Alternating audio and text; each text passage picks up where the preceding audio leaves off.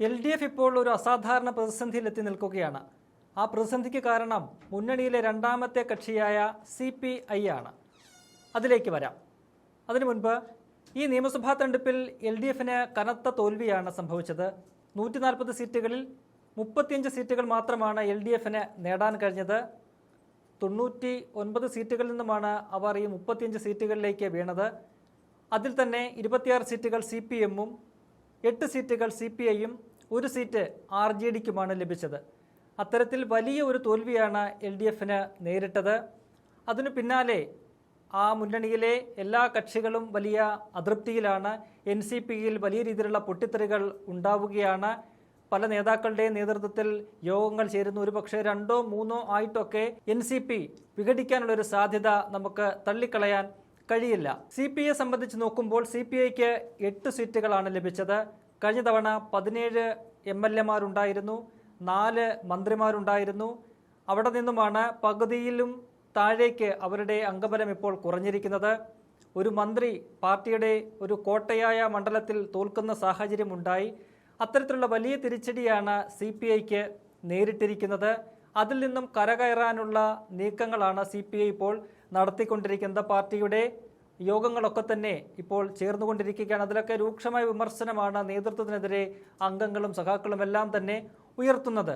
ഏറ്റവും ഒടുവിൽ CPI ഇപ്പോൾ ബലം പിടുത്തം നടത്തുന്നത് നിയമസഭയ്ക്കകത്ത് പ്രതിപക്ഷ ഉപനേതൃ പദവി സംബന്ധിച്ചാണ്. പ്രതിപക്ഷ നേതാവായിട്ട് പിണറായി വിജയനെയാണ് തീരുമാനിച്ചിരിക്കുന്നത്. അത് CPMന് അവകാശപ്പെട്ട പദവിയാണ്. അവർ പ്രതിപക്ഷ നേതാവായിട്ട് മുൻ മുഖ്യമന്ത്രിയായിട്ടുള്ള പിണറായി വിജയനെ ഇപ്പോൾ തീരുമാനിച്ചിരിക്കുകയാണ്.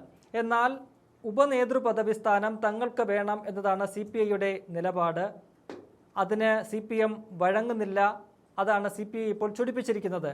മാത്രവുമല്ല, CPIയുടെ ഈ കടുത്ത നിലപാട് കാരണം നിയമസഭാ തെരഞ്ഞെടുപ്പിൻ്റെ ഫലം വന്ന ഇത്രയും ദിവസമായിട്ടും മെയ് 4നാണ് ഫലം വരുന്നത്. അത് കഴിഞ്ഞ് 1 മാസം ആകാറാകുന്നു. ഇത്രയും സമയമായിട്ടും LDFന്റെ നിയമസഭാ കക്ഷി യോഗം വിളിച്ചു ചേർക്കാൻ അവർക്ക് കഴിഞ്ഞിട്ടില്ല. നിയമസഭാ കക്ഷി യോഗം വിളിച്ചു ചേർത്താൽ അതിനകത്ത് ഈ പറയുന്ന പോലുള്ള ചർച്ചകൾ വരും. തങ്ങളുടെ ഡിമാൻഡ് അവർ മുന്നോട്ട് വയ്ക്കും. ആ ആവശ്യത്തിൽ നിന്നും പിന്മാറാൻ തങ്ങൾ തയ്യാറല്ല എന്ന് CPIയുടെ സംസ്ഥാന സെക്രട്ടറി ബിനോയ് വിശ്വം ഉൾപ്പെടെ വ്യക്തമാക്കിയിട്ടുണ്ട്. ഇന്ന് മാധ്യമങ്ങളുടെ ചോദ്യത്തിന് എപ്പോൾ ലഭിക്കും ആ പദവി എന്ന ചോദ്യത്തിന് അതിന് മുഹൂർത്തമൊന്നും കുറിച്ചു വെച്ചിട്ടില്ല. അത് CPIക്ക് ലഭിക്കുക തന്നെ ചെയ്യും, അതിൽ വിട്ടുവീഴ്ചയില്ല എന്ന ശക്തമായ നിലപാടാണ് CPI സ്വീകരിച്ചിരിക്കുന്നത്.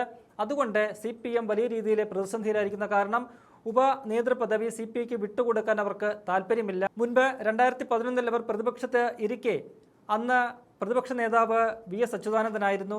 അന്ന് ഉപനേതൃ പദവി കൊടുത്തത് CPMലെ തന്നെ കോടിയേരി ബാലകൃഷ്ണനായിരുന്നു. അതുകൊണ്ട് തന്നെ ഇത്തവണ ആ പദവി വിട്ടുകൊടുക്കാൻ CPM തയ്യാറല്ല. KN ബാലഗോപാലിനെയോ അല്ലെങ്കിൽ മുഹമ്മദ് റിയാസിനോ ആ പദവി കൊടുക്കണമെന്നാണ് CPM ആഗ്രഹിക്കുന്നത്. എന്നാൽ CPI അതിനുവേണ്ടി പിടിവാശി പിടിക്കുന്നത് മുൻ മന്ത്രി കൂടിയായിട്ടുള്ള K രാജനെ പ്രതിപക്ഷ ഉപനേതൃസ്ഥാനത്തേക്ക് കൊണ്ടുവരാനാണ്. അങ്ങനെ CPMഉം CPIയും തമ്മിലുള്ള വലിയ രീതിയിലുള്ളൊരു തർക്കം ഈ വിഷയത്തിൽ ഉടലെടുത്തിരിക്കുന്നു. CPI വിട്ടുവീഴ്ചയ്ക്ക് തയ്യാറേ അല്ലെന്ന നിലപാടിലാണ്. മാത്രവുമല്ല, ഈ നിയമസഭാ തെരഞ്ഞെടുപ്പിലെ തോൽവിയുടെ പശ്ചാത്തലത്തിൽ പാർട്ടിക്കുള്ളിൽ ഉയർന്നിരിക്കുന്ന വിമർശനങ്ങൾ അതിനെ ഒന്ന് തണുപ്പിക്കാനും ഒക്കെ തന്നെ ഈ ഒരു നേതൃപദവിയിലേക്കുള്ള കാണിക്കുന്ന ഈ ആവേശം അല്ലെങ്കിൽ ആ ഒരു തർക്കം അത് തങ്ങൾക്ക് അനുകൂലമാക്കി മാറ്റാനുള്ള ഒരു ആവശ്യം കൂടി ഇപ്പോൾ CPIയുടെ സ്ഥാനം വഹിക്കുന്ന ബിനോയ് വിശ്വത്തിന് ഉണ്ട്. ഈ കഴിഞ്ഞ ദിവസം നടന്ന എറണാകുളത്തെ CPI ജില്ലാ കൗൺസിൽ യോഗത്തിൽ നേതൃത്വത്തിനെതിരെ വലിയൊരു വിമർശനമാണ് ഉയർന്നത്. ഈ CPI LDF മുന്നണി വിട്ടുകൊണ്ട് UDFിലേക്ക് പോകണം എന്നൊരാവശ്യം അവർ ഉന്നയിച്ചിട്ടുണ്ട്. അതിനവർ ചൂണ്ടിക്കാട്ടുന്ന പ്രധാനപ്പെട്ട കാരണം മുൻപ് കോൺഗ്രസിനൊപ്പം ചേർന്ന് നിന്നപ്പോഴാണ് CPIക്ക് മികച്ച സ്ഥാനങ്ങൾ ലഭിച്ചിട്ടുള്ളത്. 70-ൽ കോൺഗ്രസുമായി ചേർന്ന് മുന്നണിയായിട്ടാണ് CPI മത്സരിച്ചത്. അന്ന് മുഖ്യമന്ത്രി പദം CPIക്ക് ലഭിച്ചു. അച്യുതമേനോനായിരുന്നു അന്ന് മുഖ്യമന്ത്രി.